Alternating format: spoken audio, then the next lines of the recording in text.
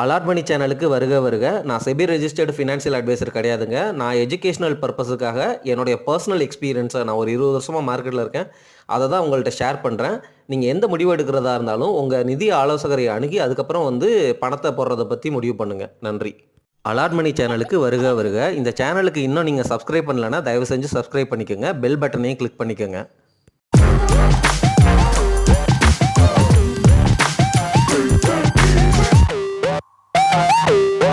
அனைவருக்கும் வணக்கம். நம்ம எல்லோருமே லாங் டேர்ம் இன்வெஸ்டர் தான். பட் இருந்தாலும் ஒரு பங்கை அல்லது ஒரு இண்டெக்ஸை நம்ம வாங்கும் பொழுது ஷார்ட் டேர்மில் அந்த பங்கில் என்ன நடந்திருக்கு அப்படிங்கிறத புரிஞ்சுக்கிறது மூலமாக நமக்கு ஒரு ஐடியா கிடைக்கும். என்ன ஐடியானா உடனே இந்த ஸ்டாக்கை வாங்கணுமா அல்லது இன்னும் கொஞ்சம் வெயிட் பண்ணி வாங்கணுமா அப்படிங்கிறது தான். நம்ம லாங் டேர்ம் இன்வெஸ்டர் அப்படின்னா நம்ம ஃபண்டமெண்டல் அனாலிசிஸ் பிரகாரம் வேல்யூவேஷன் ஜோனில் அந்த ஸ்டாக்கு இருக்குது, ஆவரேஜ் இபிஎஸ் அதில் 20 பிஇக்கு கீழே தான் இருக்குது அப்படிங்கிற பட்சத்தில் கண்டிப்பாக வாங்கலாம். பட் இருந்தாலும் சில ஐடியாஸை உங்ககிட்ட ஷேர் பண்ணுறேன். இந்த ஐடியாஸை நீங்கள் எப்போ யூஸ் பண்ணலாம் அப்படின்னா நீங்கள் ஒரு ஸ்டாக்கை வாங்க போகிறீங்க, சரிங்களா? அந்த ஸ்டாக்கு ஓவர் சோல்டு ஜோனில் இருக்கா அல்லது ஓவர் பாட் ஜோனில் இருக்கா அப்படிங்கிற மாதிரிலாம் பேசுவாங்க. ஓவர் சோல்டுனா அதாவது என்னென்னா, நான் ஃபண்டமெண்டலாகவே உங்கள்கிட்ட சொல்லிடுறேன். ஒரு ஸ்டாக் இருக்குது அப்படின்னா அந்த ஸ்டாக்கு விலை ஏறுறதும் இறங்குறதும் டிமாண்ட் அண்ட் சப்ளைனால அப்படின்னு சொல்லியிருக்கிறேன். அதாவது என்னென்னா, அந்த ஸ்டாக்கை நிறைய பேர் வாங்குறதுக்கு வர்றாங்க அப்படின்னா அந்த ஸ்டாக்கினுடைய விலை உயரும், கரெக்டுங்களா? நிறைய பேர் விற்கிறதுக்கு விற்கிறாங்க அப்படின்னா அந்த ஸ்டாக்கினுடைய விலை குறையும், சரிங்களா? இது நம்ம கேஷ் மார்க்கெட்டில், அதாவது என்னென்னா நம்மலாம் லாங் டேர்ம் இன்வெஸ்டர். அந்த ஸ்டாக்கை முழுசாக காசு கொடுத்து வாங்கி நம்ம வச்சுக்குவோம், சரிங்களா? இந்த இடத்துல ஒரு டிமாண்டு. ஆனால் எஃப்என்டோ மார்க்கெட், சரிங்களா, அந்த டெரிவேட்டிவ் மார்க்கெட்டில் என்ன பண்ணுவாங்கன்னா, அவங்கக்கிட்ட 100 ரூபாய் தான் இருக்கும். ஆனால் 300 ரூபாய்க்கு லெவரேஜ் பண்ணி ஷேர்ஸ் வாங்குவாங்க. அதாவது என்னென்னா 300 ரூபாய்க்கு லெவரேஜ் பண்ணுனா எப்படின்னா, அவங்க புரோக்கர் இருக்கிறாங்கல்ல, டிமேட் அக்கௌண்ட் நம்ம வச்சுருக்கிறோம்ல, அந்த புரோக்கர் உங்களுக்கு மார்ஜின் மாதிரி கொடுத்துருவார். அதாவது என்னென்னா, நீ 100 ரூபா கொண்டு வாப்பா, 1000 ரூபாய் வரைக்கும் நீ ஸ்டாக்கை வாங்கி விளாடு அப்படிங்கிற மாதிரி, அந்த மாதிரி விளாட்றது தான் எஃப்என்டோ ட்ரேடிங் அப்படின்னு சொல்லுவாங்க. ஃபியூச்சர்ஸ் அண்ட் ஆப்ஷன்ஸ், சரிங்களா? அது ட்ரேடிங். இப்போ நம்ம எல்லாருமே லாங் டேர்ம் இன்வெஸ்டர்ஸ். இந்த ட்ரேடிங்கிறது அந்த ஸ்டாக்கினுடைய விலையை ஷார்ட் டேர்மில் நிர்ணயிக்கும். அதனுடைய டிமாண்டு அதிகமாக இருக்கா இல்லையா அப்படிங்கிற மாதிரி. அதுக்கு நிறைய டெக்னிக்கல் அனாலிசிஸ் இருக்குது. அதில் ஒரு டெக்னிக்கல் அனாலிசிஸ் தான் இந்த ஆர்எஸ்ஐ இண்டிகேட்டர் அப்படிங்கிறது. இது அந்த ட்ரேடிங் சைட்டு, ட்ரேடிங் வியூ இந்த மாதிரி சைட்டில் நீங்கள் போனீங்கன்னா ஒரு ஸ்டாக்கில் இந்த ஆர்எஸ்ஐ இண்டிகேட்டர் அப்படிங்கிறது அந்த ஸ்டாக்கை பற்றியோ அல்லது இண்டெக்ஸை பற்றியோ சொல்லும். ஒன்றும் இல்லை, நம்ம எப்படி ஸ்டாக் ப்ரைஸ் பார்க்குறோம் பார்த்தீங்களா, மேலே போகுது கீழே வருது இல்லையா? அதே மாதிரி இந்த ஆர்எஸ்ஐ இண்டிகேட்டரும் ஒரு சார்ட்டாக உங்களுக்கு காட்டப்படும் அந்த ஸ்டாக்கினுடைய ஹிஸ்டாரிக்கல் ப்ரைஸை போடும் பொழுது, சரிங்களா? இந்த ஆர்எஸ்ஐங்கிறது 0 to 100 அப்படிங்கிற இந்த நம்பருக்கு இடையில தான் அந்த ஆர்எஸ்ஐ வேல்யூ இருக்கும் அந்த ஸ்டாக்குக்கு அல்லது அந்த இண்டெக்ஸுக்கு, சரிங்களா? இப்போது அந்த ஆர்எஸ்ஐ 70க்கு மேலே இருக்குதுன்னு வச்சுக்கோங்க. ஒரு ஸ்டாக்கை ஒரு ப்ரைஸில் இருக்குது. உதாரணமாக ஐடிசி 400 ரூபாயில் இருக்குது. ஆனால் இந்த ஆர்எஸ்ஐ இண்டிகேட்டர் அப்படிங்கிறது 70க்கு மேலே நம்பர் இருக்குதுன்னு வச்சுக்கோங்க. இந்த விலைக்கு ஐடிசி 400 ரூபாய் இருக்கிறப்போ இந்த ஆர்எஸ்ஐ இண்டிகேட்டர் 70க்கு மேலே ஒரு நம்பர் காட்டுது அப்படின்னா அந்த ஸ்டாக்கு, அதாவது அந்த ஐடிசி ஸ்டாக்கு ஓவர் பாட் ஜோனில் இருக்குது அப்படிங்கிறது அர்த்தம். ஓவர் பாட்டுனா அந்த ஸ்டாக்கை நிறையா பேர் ட்ரேடிங்கில் அதிகமாக வாங்கி வச்சுருக்கிறாங்க அப்படிங்கிறது அர்த்தம். மீனிங் ஷார்ட் பீரியட்லேயே, ஒரு வாரத்துலேயோ அல்லது ஒரு மாதத்துக்குள்ளேயோ அந்த ஓவர் பாட்டுனா என்ன அர்த்தம்னா, அதிகமான பேர் அந்த ஸ்டாக்கை வாங்கி வச்சுருக்கிறாங்க. இந்த ஒரு மாதத்துக்குள்ளே அல்லது ஒரு வாரத்துக்குள்ளே அந்த ஸ்டாக்கை விற்கிறதுக்கு வாய்ப்பு அதிகம் அப்படிங்கிறது தான் அர்த்தம். புரியுதுங்களா? ஏன்னா அவங்க ட்ரேடிங்கில் வாங்கி வச்சுக்குவாங்க. ஸ்டாக்கை வாங்கி வச்சுக்கிட்டு விலை அதிகமாக போயிடுச்சு அப்படின்னு வச்சுக்கோங்க, விற்றுட்டு வந்துடுவாங்க. புரியுதுங்களா? அவங்கக்கிட்ட ஒரிஜினல் ஷேர் இருக்காது. நம்ம எப்படி 1000 ஷேர் ஐடிசியை வாங்கி வச்சுட்டு 1000 ஷேர் ஐடிசி விலையும் உயரும் பொழுது நம்மக்கிட்ட இருக்கிற ஸ்டாக்கை எப்போ வேணாலும் விற்றுட்டு அதிலிருந்து ப்ராஃபிட்டையோ லாஸையோ பார்த்து வெளியில் வரலாம். அதுதான் ஈக்விட்டி லாங் டேர்ம் இன்வெஸ்டிங்கு. இந்த ட்ரேடர்ஸ் என்ன பண்ணுவாங்க அப்படின்னா, அவங்களுக்கு இந்த ஸ்டாக்கை காசு இல்லாமலே வாங்குவாங்க. அதுதான் ட்ரேடிங்கு. 100 ரூபாய் காசை வச்சுக்கிட்டு 1000 ரூபாய் ஷேரை ஐடிசி வாங்கிக்குவாங்க, சரிங்களா? வாங்கிட்டு 1 மாதத்துக்குள்ள ஆனால் வித்தாகணும். அவங்களுக்கு வந்து எப்படின்னா, அவங்களால நெனச்ச நாளுக்கு வந்து வச்சுக்க முடியாது. ஒரு பீரியட் இருக்கும். இண்டெக்ஸ்னா வந்து 1 வாரம், ஒரு ஸ்டாக் அப்படின்னா 1 மாசம். அந்த மாரி ட்ரேடிங்ல வந்து கான்ட்ராக்ட்ன்னு சொல்லுவாங்க. ஒவ்வொரு கான்ட்ராக்ட்டுக்கும் ஒரு ஸ்டார்ட்டிங் பீரியட், ஒரு எண்டிங் பீரியட் இருக்கும். அது மேக்ஸிமம் வந்து 1 மாசம் அந்த மாரி டைம்குள்ள இருக்கும். ஸோ இந்த 1 மாசத்துக்குள்ள நெறைய ட்ரேடர்ஸ் வந்து ஐடிசி ஸ்டாக்க நெறைய வாங்கி வச்சுட்டாங்க. ஏன் அப்படின்னா, ஐடிசி ஷேரினுடைய விலை மேலே போக போகுது அப்படின்னு எல்லா ட்ரேடர்ஸும் மெஜாரிட்டி ஆஃப் த ட்ரேடர்ஸ் வந்து நினைக்கிறாங்க. அதனால் வந்து அந்த ஸ்டாக்கை வந்து ஸ்டாக்கு இல்லாமலேயே வந்து ட்ரேடிங் மூலமாக வந்து வாங்கி வச்சுருக்கிறாங்க.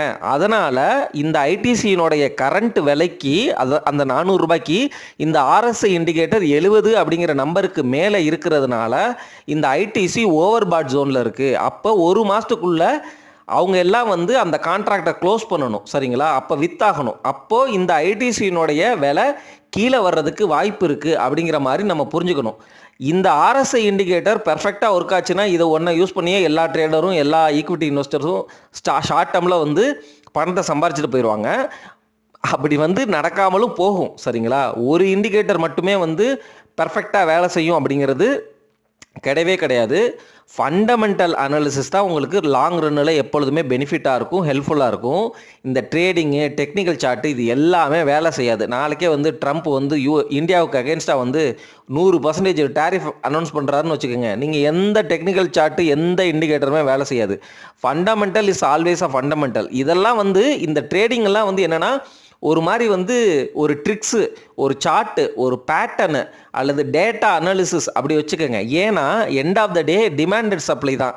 அந்த ஸ்டாக்கினுடைய ஃபண்டமெண்டல் இன்ட்ரின்சிக் வேல்யூ, அந்த ஸ்டாக்கினுடைய ரியல் விலை 100 ரூபாய் தான் இருக்கும். ஆனால் இந்த மாதிரி ட்ரேடர்ஸ் வந்து நிறைய பேர் வாங்கும் பொழுது அந்த 100 ரூபாயிலேருந்து 200 ரூபா போகுது. அப்போ வந்து அதுக்கு பேர் தான் வந்து டிமாண்ட் அப்படிங்கிறது, சரிங்களா? அந்த டிமாண்டு இருக்கா இந்த ஸ்டாக்கில் அல்லது வந்து டிமாண்ட் இல்லாமல் இருக்கா இந்த ஸ்டாக்கில் அப்படின்னு வந்து நம்ம புரிஞ்சுக்க ட்ரை பண்ணுறோம். அது மூலமாக நம்ம வந்து இப்போ ஐடிசி நம்ம போர்ட்ஃபோலியோவில் கொண்டு வரணும்னு நினைக்கிறோம், சரிங்களா? சடனாக வந்து ஒரு ஸ்பைக் இருக்குது, இப்போ வாங்கணும்னு நினச்சிட்டு இருக்கோம். சடனாக வந்து ஒரு 20 ரூபா ஏறி போச்சு.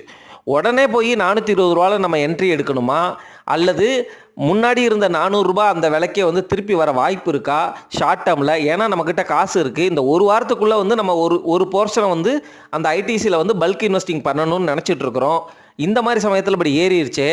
இதுக்கு ஏதாவது வாய்ப்பு இருக்கா அல்லது ஐடியா தெரிஞ்சுக்கணும் அப்படிங்கிறதுக்காக யூஸ் பண்ணுறது தான் வந்து இந்த மாதிரி டெக்னிக்கல் அனாலிசிஸ், டெக்னிக்கல் இண்டிகேட்டர்ஸுங்க. நீங்கள் 420 ரூபாய் இந்த இண்டிகேட்டர்ஸ்லாம் யூஸ் பண்ணி 420 ரூபாய்க்கு கீழே வந்துச்சுன்னா லக்கு, சரிங்களா?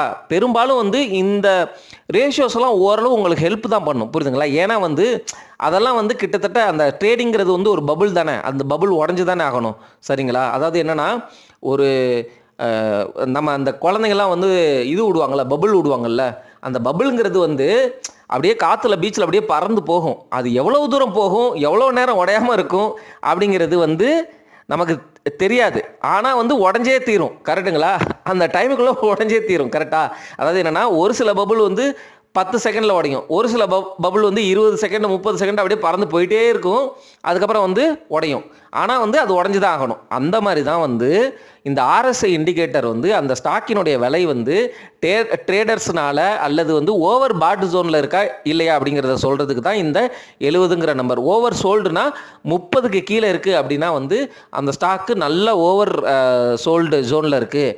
சப்போஸ் நீங்கள் ஃபண்டமெண்டல் அனாலிசிஸ் பிரகாரம் அந்த ஸ்டாக்கு நல்ல பிஇயில் கிடைக்கிது, நல்ல இபிஎஸ்சில் இருக்குது, கடன் இல்லை, நல்ல ப்ரொமோட்டர், ரொம்ப நாளாக வந்து வாங்கணும்னு நினச்சிட்டு இருக்கிற பங்கு உங்களுக்கு ஷார்ட் டேர்மில் ஓவர் சோல்டு ரேஞ்சில் கிடைக்கிது அப்படின்னா நீங்கள் வாங்கினீங்க அப்படின்னா வந்து ஷார்ட் டேர்மில் உங்களுக்கு ப்ராஃபிட் கூட வந்து இமீடியட்டாக வந்து ஸ்டாக்கினுடைய விலை வந்து ஏறுறதுக்கு கூட வாய்ப்பு இருக்குது அந்த ஓவர் சோல்டு.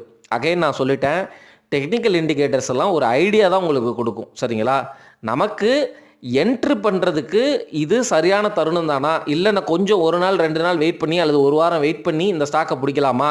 ஷார்ட் டேர்மில் வந்து ட்ரேடர்ஸ் எல்லாம் வந்து இந்த மாதிரி பொசிஷன் பில்டு பண்ணி வச்சுருக்கிறாங்களே, அவங்கெல்லாம் வந்து அந்த கான்ட்ராக்டை க்ளோஸ் பண்ணட்டும், இந்த ஸ்டாக்கின் மேலே உள்ள அந்த தேவையில்லாத நுரைகள்லாம் வெளியில் போகட்டும், அந்த சமயத்தில் நான் என்ட்ரு ஆகிறேன். அந்த மாதிரி யோசிக்கிறதுக்கு தான் இந்த மாதிரி டெக்னிக்கல் அனாலிசிஸ் உதவும் அப்படிங்கிற அந்த கான்டெக்ஸ்ட்டை தான் நான் உங்ககிட்ட சொல்ல வர்றேன் நண்பர்களே.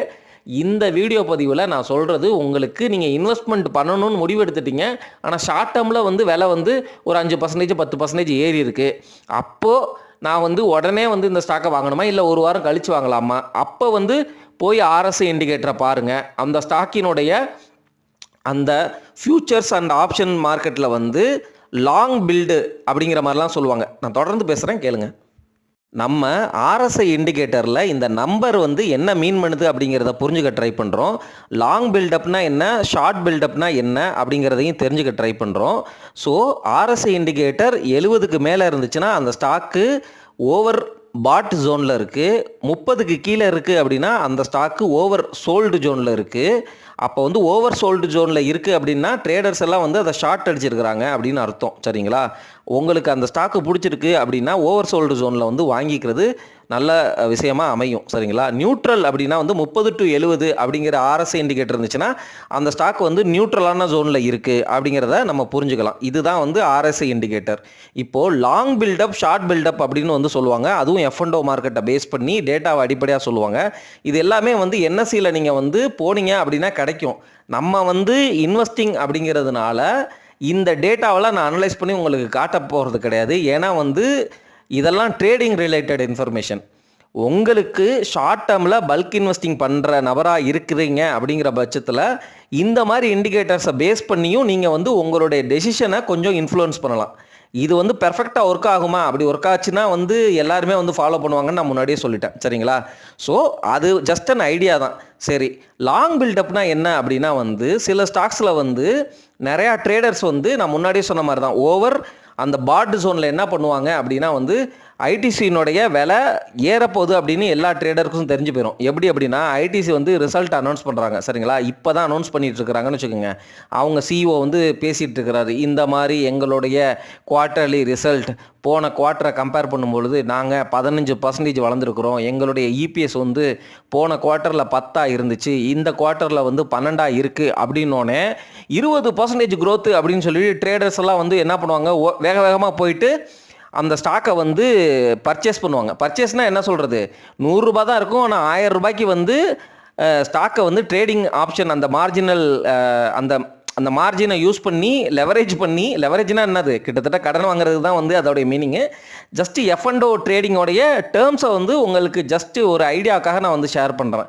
அவங்க வந்து என்ன பண்ணுவாங்கன்னா உடனே போய் வாங்குவாங்க. ஆனால் அடுத்த ஸ்டேட்மெண்ட் வந்து அந்த CEO என்ன சொல்லுவார்னா, போன குவார்ட்டருக்கு வந்து 10 ரூபா EPS இருந்துச்சு, இந்த குவார்ட்டரில் வந்து 12 ரூபா EPS, எங்களுக்கு 20% வந்து இந்த EPSல growth கிடைச்சாலும் போன வருஷம் இதே குவார்ட்டரில் நாங்கள் 14 பண்ணோம், ஆனால் இப்போ 12 தான் பண்ண முடிஞ்சிச்சு அப்படின்னு சொல்லிட்டு கொஞ்சம் நெகட்டிவாக பேசுவார். ஆனால் அந்த ட்ரேடர் வந்து உஷாராக வந்து இந்த 14 to 12 கேப்பை அப்போவே அனலைஸ் பண்ணி பொசிஷன் எடுத்திருந்தாரு அப்படின்னா வந்து தப்பிச்சிருப்பார். அல்லது இந்த CEOவே இந்த 12 ரூபாய் EPS இருந்தாலும் எங்களுக்கு வந்து கடனுக்கு இன்ட்ரெஸ்ட் வந்து இவ்வளோ கட்ட வேண்டியதாக போச்சு, வாரா கடன்கள் இப்படி அதிகமாகிடுச்சுன்னு ஏதாவது நெகட்டிவ் சென்டிமெண்ட் சொல்லும் பொழுது அந்த ஸ்டாக்கு உடனே வந்து திரும்பும். ஸோ புரியுதுங்களா? ஸோ இது எல்லாமே வந்து என்னென்னா ட்ரேடர்ஸ் எல்லாமே வந்து அப் டு டேட்டு அப்படியே லைவில் இருக்கும் பொழுது பொசிஷனை வந்து பில்டு பண்ணுற ட்ரேடர்ஸும் இருக்கிறாங்க. அல்லது இன்னைக்கு ஸ்டாக் மார்க்கெட் முடிஞ்சிருச்சு, ரிசல்ட் அனௌன்ஸ் பண்ணிட்டாங்க, நாளைக்கு இந்த ஸ்டாக்கினுடைய விலை கண்டிப்பாக ஏறும், ஏன்னா வந்து ரிசல்ட் நல்லா இருக்குது, நிறையா பேர் வந்து வாங்க வருவாங்க, அதனால் நம்ம ட்ரேடரு நம்ம போய் இதில் வாங்கி வச்சுக்கலாம் அப்படின்னு சொல்லிட்டு வாங்கி வச்சுப்பாங்க பல்காக. ரிசல்ட் நல்லா இருக்கிறதுனால டிமாண்ட் அதிகமாகி இன்வெஸ்டர்ஸ் நிறையா பேர் வருவாங்க. FIIs இந்த மாதிரி இன்ஸ்டிடியூஷன்ஸ் எல்லாரும் வந்து அந்த ஸ்டாக்கை வாங்குவாங்க அப்படிங்கிற கணிப்பு இருக்கிறதுனால இந்த ட்ரேடர்ஸ் எல்லாம் ஷார்ட் டேர்முக்கு அவங்க வாங்குறதுக்கு முன்னாடியே வாங்கி வச்சுட்டு அவங்கெல்லாம் வாங்கி முடிச்சதுக்கப்புறம் எப்படியும் ஒரு ப்ரைஸ் ஹைக் இருக்கும், அந்த ப்ரைஸ் ஹைக்கில் ஷார்ட் டேர்மில் குயிக்காக வந்து ப்ராஃபிட் பார்த்துட்டு வெளியில் வருவாங்க. சரிங்களா? இதுதான் வந்து லாங் பில்டு மாதிரியே வந்து ஷார்ட் பில்டுன்னு இருக்குது. ஷார்ட் பில்டுனா சப்போஸ் வந்து அதே கம்பெனி வந்து ரிசல்ட் இன்றைக்கி ஈவினிங் அனௌன்ஸ் பண்ணியிருக்கிறாங்க, ரிசல்ட் நல்லா இல்லை அப்படிங்கிற பட்சத்தில் எக்ஸிஸ்டிங் இன்வெஸ்டர்ஸ் எல்லாருமே வந்து அந்த ஸ்டாக்கை வந்து விற்பாங்க அப்படிங்கிற ப்ரெடிக்ஷனில் இந்த ட்ரேடர்ஸ்லாம் போய் முன்னாடியே விற்றுருவாங்க. நம்ம ஈக்விட்டி ஸ்டாக் வாங்கும் பொழுது வாங்குவோம், அதுக்கப்புறம் விற்போம், இது மட்டும்தான் பண்ண முடியும் நம்ம லாங் டேர்ம் இன்வெஸ்டராக இருந்தால். ஆனால் ஒரு ட்ரேடராக இருந்தால் அவர் வந்து ஸ்டாக்கை விற்றுட்டும் வாங்கலாம். புரியுதுங்களா? அதாவது என்னென்னா இப்போ விற்றுருவார், அதுக்கப்புறம் ஒரு வாரம் கழித்து அவர் வாங்குவார். புரியுதுங்களா? ஸோ விற்கிறது மூலமாக ஸ்டாக்கினுடைய ப்ரைஸ் வந்து குறைஞ்சிச்சு, எக்ஸிஸ்டிங் இன்வெஸ்டர்ஸ் எல்லாம் வெளில போகிறாங்க அப்படின்னா ஸ்டாக்கினுடைய விலை குறைஞ்சிரும். ஆனால் இவர் வந்து ஹையர் ப்ரைஸில் விற்றுட்டாரு, ஸோ கீழே குறைய வந்து இவருக்கு வந்து லாபம் அதிகரிக்கும். புரியுதுங்களா? இதை வந்து ஹெட்ஜிங் ஸ்ட்ராட்டஜியாக வந்து எஃப்என்டோ ட்ரேடிங்கில் யூஸ் பண்ணுவாங்க. அதெல்லாம் வந்து நமக்கு தேவையில்லை. ஹெட்ஜிங்னா வந்து என்ன என்ன அப்படின்னா ஒன்றும் இல்லைங்க. ஹெட்ஜிங்னா இப்போது நீங்கள் ஒரு பொருளை வந்து யூஎஸ்க்கு எக்ஸ்போர்ட் பண்ணுறீங்க சரிங்களா. இன்னைக்கு யூஎஸ் டாலரினுடைய இந்திய ரூபாய் மதிப்பு வந்து 85 ரூபாய் இருக்குது சரிங்களா. நீங்கள் இந்த 85 ரூபாய் நமக்கு வந்து யூஎஸ் டாலராக காசு கொடுத்தாங்க அப்படின்னா 85 ரூபாயாக கன்வெர்ட் ஆயிரும். அந்த காசுக்கு நமக்கு போகிற எம்ப்ளாயி காஸ்ட்டு மெட்டீரியல் காஸ்ட்டு நம்மளுடைய டிரான்ஸ்போர்ட்டேஷன் காசு இது எல்லாமே வந்து கரெக்டாக இருக்குது. நமக்கு 10% லாபம் வரும்னு நீங்கள் கால்குலேட் பண்ணி வச்சுருப்பீங்க. ஆனால் நீங்கள் எக்ஸ்போர்ட் பண்ணிவிட்டு யூஎஸ் டாலர் வந்து உங்களுக்கு வந்துடும். அதை இந்தியன் ரூபாயாக வந்து கன்வெர்ட் பண்ணும்பொழுது டெய்லி அல்லது வந்து அந்த கரன்சி ஃப்ளக்சுவேஷன் நடந்துட்டு தானே இருக்கும். ஸ்டாக் ப்ரைஸ் எப்படி மேலே ஏறுது இறங்குது, அதே மாதிரி யூஎஸ்டி ஐஎன்ஆர் அந்த யூஎஸ் டாலருக்கு அகேன்ஸ்டாக வந்து இந்திய ரூபாய் மதிப்பு வந்து ஏறும் இறங்கும், அந்த மாதிரி வந்து ஃப்ளக்சுவேஷன் இருந்துகிட்டே இருக்கும். அதில் வந்து ஒருவேளை வந்து 85 ரூபாய் இல்லாமல் அவருக்கு வெறும் 80 ரூபா தான் கிடைக்கிது, கரன்சி இந்தியன் கரன்சி அப்ரிஷியேட் ஆயிடுச்சு அப்படின்னா அந்த 5 ரூபாய் அப்படிங்கிறது அவர் எக்ஸ்போர்ட் பண்ணது வந்து பொருளோடைய மதிப்பு பயங்கரமாக இருக்கும். $10,000 இருக்கும் அல்லது $1,00,000 இருக்கும். அந்த $1,00,000 வந்து 5 ரூபாய் நட்டம் அப்படிங்கிறப்ப 5 லட்சம் ரூபாய் வந்து ஒரு பெரிய துண்டாக வந்து அவருக்கு லாஸாக வந்து விழுகும். இதை வந்து அவர் ப்ரொடெக்ட் பண்ணுறதுக்காக தான் முன்னாடியே வந்து என்ன பண்ணுவார், $85 ரூபாய்க்கு வந்து டாலர் இருக்குது அப்படிங்கிற பட்சத்திலே வந்து இவர் விற்றுருவார். புரிதுங்களா. ஏன்னா இவருக்கு டாலர் வரப்போகுது, இவர் எக்ஸ்போர்ட் பண்ணுறாரு, அந்த டாலர் வரப்போகுது. அந்த 85 ரூபாய்க்கு விற்றுட்டு அதே பொசிஷனை வந்து மெயின்டைன் பண்ணிக்குவார். புரியுதுங்களா. 85 ரூபாங்கிற அந்த கரன்சியோடைய ரேட்டை வந்து இவர் ஃபிக்ஸ் பண்ணிக்கிறாரு. ஸோ தட் அவருடைய பிஸ்னஸ் வந்து நல்லா போகும். இந்த மாதிரி பிஸ்னஸ் ரிலேட்டடாக நீங்கள் ஹெட்ஜிங் எடுக்கிறீங்க அப்படின்னா அது நல்ல முடிவு தான். ஆனால் நான் பிஸ்னஸ் பண்ணலை, எதுவும் பண்ணலை, ஜஸ்ட்டு வந்து நியூஸ் பேஸ்டாக வந்து ஸ்பெக்குலேஷன் பேஸ்டாக வந்து நான் வந்து இந்த மாதிரி வந்து கரன்சியில் பண்ணலாம் அல்லது ஸ்டாக்கில் பண்ணலாம் சரிங்களா. ஸ்டாக்லையும் வந்து இந்த மாதிரி ரிசல்ட் பேஸ் பண்ணியோ அல்லது இண்டஸ்இண்ட் பேங்க்கில் பாருங்கள் ஸ்கேமு ஆடிட்டிங் இஷ்யூ அப்படின்னோடனே எல்லா ட்ரேடர்ஸும் வந்து ஹாக்கி ஸ்டிக்கை எடுத்துக்கிட்டு போயிட்டு, ஹாக்கி ஸ்டிக்கு அப்படிங்கிறது ஆனந்த் ஸ்ரீனிவாசன் சார் யூஸ் பண்ணுற அந்த வார்த்தை. அவர் எதுக்கு யூஸ் பண்ணுறாரு அப்படின்னா வந்து நீங்கள் இன்வெஸ்டராக இருக்கும் பொழுது நல்ல வேல்யூ ஜோனில் நல்ல ஸ்டாக் வந்துச்சுன்னா போய் பிடிங்க அப்படிங்கிறதுக்காக அவர் சொல்லுவார் சரிங்களா. நான் இந்த இடத்துல ஹாக்கி ஸ்டிக்குன்னு உங்ககிட்ட ஏன் சொல்கிறேன் அப்படின்னா, இந்த மாதிரி இண்டஸ்இண்ட் பேங்க்கில் வந்து ஒரு நெகட்டிவ் நியூஸ், சின்ன நியூஸ் வந்து 2,500 கோடி ரூபாய்க்கு ஸ்கேமு அப்படின்னோடனே ட்ரேடர்ஸ் எல்லாம் போய் சரி இந்த ஸ்கேமுன்னு நியூஸ் வந்தோடனே இன்வெஸ்டர்ஸ் எல்லாம் விற்றுட்டு வெளில போவாங்க, நம்ம விற்று ப்ராஃபிட் பார்க்கலாம் அப்படின்னு சொல்லிட்டு ஷார்ட் அடிச்சிட்டாங்க. அப்படிங்கிற அந்த மீனிங்கில் நான் ஹாக்கின்னு சொல்கிறேன். புரியுதுங்களா. அவர் சொன்ன மீனிங் வேறு, நான் சொல்கிற மீனிங் வேறு. இந்த கிளாரிட்டியும் கொடுத்துட்டு இது தாங்க வந்து நடக்குது ட்ரேடிங்கில் சரிங்களா. அதே போல் ஒவ்வொரு ஸ்டாக்கினுடைய அந்த ப்ரைஸ் விண்டோவை நீங்கள் வந்து டெய்லி மானிட்டர் பண்ணிங்கன்னு வச்சுக்கோங்களேன். டெய்லி மானிட்டர் பண்ணாதீங்க. லாங் டேர்ம் இன்வெஸ்டராக இருந்தால் நீங்கள் ஸ்டாக்கை வந்து ஆர்டர் போடும் பொழுது ஸ்டாக்கினுடைய ப்ரைஸ் வந்து மூவ் ஆகிட்டே இருக்கும். 232 ரூபா 10 காசு, 232 ரூபா, அதுக்கப்புறம் வந்து 234 ரூபா, இந்த மாதிரி ஸ்டாக்கினுடைய விலை வந்து மேலேயும் கீழேயும் போயிட்டே இருக்கும். கரெக்டுங்களா. எப்போ ட்ரேடிங் ஹவர்ஸில் நம்மளுடைய மார்க்கெட் வந்து காலையில் 9:30 ஓப்பன் ஆகி 3:30 4 மணிக்கு முடியும்னு நினைக்கிறேன். 3:30 தான் வந்து முன்னாடி இருந்த டைம், அதை எக்ஸ்டெண்ட் பண்ணியிருக்கிறாங்கன்னு நினைக்கிறேன். இப்போ ரீசெண்டாக 1 வருஷத்துக்கு முன்னாடி எக்ஸ்டெண்ட் பண்ணாங்கன்னு நினைக்கிறேன். அந்த ட்ரேடிங் ஹவர்ஸ் இருக்குது பார்த்தீங்களா, அந்த ட்ரேடிங் ஹவர்ஸில் ஸ்டாக்கினுடைய ப்ரைஸும் மூவ் ஆகும். ஆனால் அதுக்கு கீழே வந்து நிறையா உங்களுக்கு இன்ஃபர்மேஷன் இருக்கும். எவ்வளவு வந்து டெலிவர்டு குவான்டிட்டி, அதாவது எவ்வளவு பேர் வந்து அந்த ஸ்டாக்கை வந்து வாங்கியிருக்கிறாங்க, எவ்வளவு பேர் வந்து அந்த ஸ்டாக்கை விற்றுருக்குறாங்க அப்படிங்கிற அந்த வால்யூம், அன்னைக்கு தேதிக்கு அன்னைக்கு டேயில் அந்த நிமிஷம் வரைக்கும் எவ்வளவு stocks quantity number of units வந்து விற்றுருக்கு, வாங்கியிருக்கு, எவ்வளவு டெலிவரி நடந்திருக்கு, இந்த மாதிரி டீட்டெயில்ஸையும் வந்து சொல்லுவாங்க. ஸோ இந்த மாதிரி விஷயங்களையும் நீங்கள் அப்சர்வ் பண்ணும் பொழுது ஸ்டாக் மார்க்கெட்டில் ஆன டெய்லி பேசிஸ் எந்த ஸ்டாக்கெல்லாம் வந்து ஹைலி டெலிவர்டு ஸ்டாக்ஸ் அப்படின்னு தெரியும். புரியுதுங்களா. ஹைலி டெலிவர்டு ஸ்டாக்ஸ்னால் டெலிவரி அப்படிங்கிறதுக்கு மீனிங் வந்து என்னென்னா விற்றுருந்தாலும் டெலிவரி தான், வாங்கியிருந்தாலும் டெலிவரி தான். அப்போது ஹைலி டெலிவரி ஸ்டாக்காக இருந்து அந்த ஸ்டாக்கினுடைய விலை அதிகமாக இருக்குது அப்படின்னா அதிகமான பேர் வாங்கியிருக்கிறாங்க அப்படிங்கிறத நீங்கள் புரிஞ்சுக்கணும். ஏன் வந்து இந்த மாதிரி சிம்டம்ஸ் இண்டிகேட்டர்ஸ் இம்பார்ட்டன்ட் அப்படின்னா, ஒரு ஸ்டாக்கு வந்து ஹைலி டெலிவர் ஆகுது அப்படின்னா பல ஆயிரக்கணக்கான கோடிகளில் வந்து டெலிவரி நடக்குது, அந்த ஸ்டாக்கினுடைய விலை உயருது அப்படின்னா யாரோ ஒரு மிகப்பெரிய பண இன்வெஸ்டர் முதலை அவர் வந்து அந்த ஸ்டாக்கில் வந்து பயங்கரமாக இன்வெஸ்ட் பண்ணுறாரு. அப்போ அவர் ஆயிரக்கணக்கான கோடிகளில் முதலீடு பண்ணுறாருன்னா அவர் ரிசர்ச் பண்ணிவிட்டு முதலீடு பண்ணுறாரு அப்படிங்கிற அந்த கான்டெக்ஸ்டில் இந்த ஸ்டாக்கில் ஏதோ இருக்குது அப்படின்னு சொல்லிட்டு மார்க்கெட் வந்து அந்த ஸ்டாக்கை வந்து போய் பிடிக்கும் சரிங்களா. இது வந்து ஹைலி அந்த டெலிவரி குவான்டிட்டி புரியுதுங்களா? எந்தெந்த ஸ்டாக்லாம் வந்து இந்த ஹை டெலிவரி குவான்டிட்டி ஜோனுக்குள்ளே வருதோ இதெல்லாம் வந்து என்எஸ்சி சைட்டில் நீங்கள் சர்ச் பண்ணிங்கன்னா உங்களுக்கு கிடைக்கும். இன்னொரு பியூட்டிஃபுல்லான போனஸ் டிப் பாயிண்ட்டையும் சொல்லிடுறேன். உங்களுடைய ஸ்டாக்கு நீங்கள் எப்போ வந்து பாட்டம் அவுட் ஆகுது அப்படிங்கிற விஷயத்தை தெரிஞ்சுக்கணும் அப்படின்னா, நீங்கள் அந்த ஸ்டாக்கை தொடர்ந்து டெய்லி வந்து அந்த அந்த ஸ்டாக் ப்ரைஸ் மூவ்மெண்ட்டு, இந்த வால்யூமு, குவான்டிட்டி இதெல்லாம் வந்து பார்த்துட்டு வந்தீங்கன்னா உங்களுக்கே வந்து ஒரு பேட்டர்ன் வந்து ஃபார்ம் ஆகும். என்ன அப்படின்னா, ஸ்டாக்கினுடைய விலை வந்து ஸ்டேபிளாக அப்படியே நிற்கும். நிறையா பேர் ஆர்டர் போடுவாங்க. என்னென்னா இந்த மாதிரி வந்து இந்த விலைக்கு கொடுன்னு. ஆனால் வந்து ஸ்டாக்கு வந்து அதே யாருக்குமே வந்து ஆர்டர் எக்ஸிக்யூட் ஆகாது. புரியுதுங்களா? ஒன்று. அதே போல் அந்த ஆவரேஜ் ட்ரேடிங் அந்த வால்யூம்னு சொல்லுவாங்க, சரிங்களா? அந்த டெய்லி ட்ரேடிங் வால்யூம் அப்படின்னு சொல்லுவாங்க. அந்த வால்யூம் வந்து பார்த்தீங்கன்னு வச்சுக்கோங்களேன் ரொம்ப குறையும். என்னென்னா அங்கே வந்து அந்த ஸ்டாக்கு வந்து விற்கிறதுக்கு வந்து ஆள் இருக்க மாட்டாங்க, சரிங்களா? அந்த மாதிரி வந்து ஒரு ஜோனுக்கு போகும், சரிங்களா? ஆனால் வந்து அது டெம்பரவரியாக கூட இருக்கலாம், அதுக்கப்புறம் கூட திருப்பி வந்துடலாம். உங்கள் ஸ்டாக்கினுடைய இந்த குவான்டிட்டிஸ் இதெல்லாம் வந்து நீங்கள் டெய்லி வந்து பார்த்துக்கிட்டே வந்தீங்க அப்படின்னா வந்து ஷார்ட் டேர்மில் கூட ஒரு பாட்டம் ஃபார்ம் ஆகிறத வந்து நீங்கள் வந்து உணர்ந்து கொள்ளலாம், சரிங்களா? இதெல்லாம் வந்து ட்ரேடிங் திங்கு. லாங் டேர்ம் இன்வெஸ்டர்லாம் இதை யூஸ் பண்ணி பல்க் இன்வெஸ்டிங் பண்ணுறப்போ ஒரு ஷார்ட் டேர்மில் வந்து குயிக்காக வெயிட் பண்ணி பண்ணணுமா இல்லை இம்மீடியட்டாக பண்ணணுமா அப்படிங்கிறதுக்காக கொடுக்கப்படுற ஐடியாஸ் மட்டுமே. இது மாதிரியே நிறைய விஷயங்கள் இருக்குது அந்த ட்ரேடிங் டெக்னிக்கல் அனாலிசிஸில். அதெல்லாம் வந்து எனக்கு தெரியாது அப்படிங்கிறது உண்மை. ஓரளவு தெரியும். அந்த தெரிஞ்சதை வந்து உங்களுக்கு ஐடியாவாக இந்த வீடியோ பதிவில் ஷேர் பண்ணியிருக்கிற நண்பர்களே. இதே மாதிரி தான் வந்து விக்ஸ் அப்படின்னு சொல்லுவாங்க, வாலட்டாலிட்டி இண்டெக்ஸ். அது என்ன அப்படிங்கிறத போய் பாருங்கள்.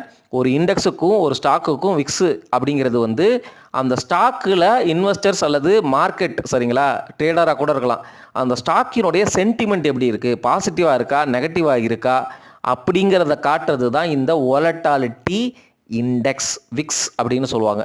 இதையும் வந்து நீங்கள் கொஞ்சம் சர்ச் பண்ணிங்கன்னா வந்து ஈஸியாகவே கற்றுக்கலாம். ஜஸ்ட்டு வந்து ஐடியா தான். ஏன்னு வச்சுக்கோங்களேன், நம்மளில் வந்து சில முதலீட்டாளர்கள் இருக்கலாம், லட்சக்கணக்கில் வந்து இன்வெஸ்ட் பண்ணுறவராக இருக்கலாம், சரிங்களா? லட்சக்கணக்கில் இன்வெஸ்ட் பண்ணும்பொழுது ஷார்ட் டேர்மில் வந்து ஒரு வாரத்தில் அவருக்கு வந்து 1% 2% இந்த இண்டிகேட்டர்ஸை யூஸ் பண்ணி அவர் பல்க் இன்வெஸ்டிங் பண்ணும்பொழுது சேவ் பண்ணார் அப்படின்னா அது வந்து அவருக்கு யூஸ்ஃபுல்லாக தானே இருக்கும் அப்படிங்கிற எண்ணத்தில் தான் வந்து இந்த வீடியோ பதிவிடப்படுகிறது, இந்த கான்டெக்ஸ்ட் எல்லாம் ஷேர் செய்யப்படுகிறது. ஆனால் இந்த இண்டிகேட்டர் அப்படிங்கிறது ஓரளவு ஹெல்ப் பண்ணும், சரிங்களா? பர்ஃபெக்டாக எல்லா டைமும் ஹெல்ப் பண்ணும் அப்படிங்கிறது கிடையாது.